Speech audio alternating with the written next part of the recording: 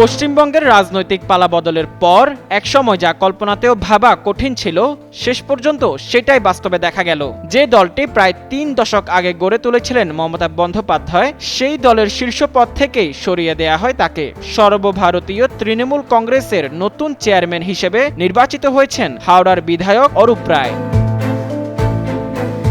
সোমবার কলকাতার নিউ টাউনের একটি হোটেলে অনুষ্ঠিত বিশেষ বৈঠকে এই সিদ্ধান্ত নেওয়া হয়। তৃণমূল কংগ্রেসের প্রতিষ্ঠার পর এই প্রথম দলের সর্বোচ্চ নেতৃত্বে এত বড় পরিবর্তন ঘটল। রাজনৈতিক বিশ্লেষকদের মতে এই সিদ্ধান্ত শুধু নেতৃত্ব পরিবর্তন নয়, বরং তৃণমূল কংগ্রেসের ভেতরে নতুন ক্ষমতার কেন্দ্র গড়ে ওঠারও ইঙ্গিত দিচ্ছে। বিশেষ করে রাজ্যে ক্ষমতা হারানোর পর দলের অভ্যন্তরে যে অস্থিরতা তৈরি হয়েছিল, এই বৈঠককে তার প্রকাশ্য রূপ বলে মনে করা হচ্ছে। অন্যদিকে মমতা বন্দ্যোপাধ্যায়ের অনুগতদের কাছে ঘটনাটি নিঃসন্দেহে বড় ধাক্কা। এক সময় যার নামেই তৃণমূল কংগ্রেসের পরিচয় তৈরি হয়েছিল, রাজ্য রাজনৈতিক পালাবদলের পর সেই মমতা বন্দ্যোপাধ্যায়কে নিজের দলেরই নেতৃত্ব হারাতে হলো। এখন দেখার বিষয়, এই নতুন নেতৃত্বের অধীনে তৃণমূল কংগ্রেস নিজেদের পুনর্গঠন করতে পারে কিনা এবং আগামী দিনে রাজ্যের বিরোধী রাজনীতিতে কতটা প্রভাব বিস্তার করতে সক্ষম হয়।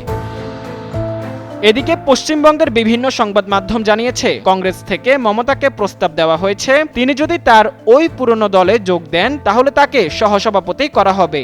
একই সঙ্গে বন্দ্যোপাধ্যায়কে দলের সাধারণ সম্পাদক পদে অধিষ্ঠিত করা হবে বলে প্রস্তাব দিয়েছেন রাহুল গান্ধী। তবে পশ্চিমবঙ্গের রাজনীতি কোন দিকে মোড় নিচ্ছে তা স্পষ্ট হতে আরও কয়েক সপ্তাহ লাগতে পারে বলে মনে করছেন রাজনৈতিক বিশ্লেষকরা।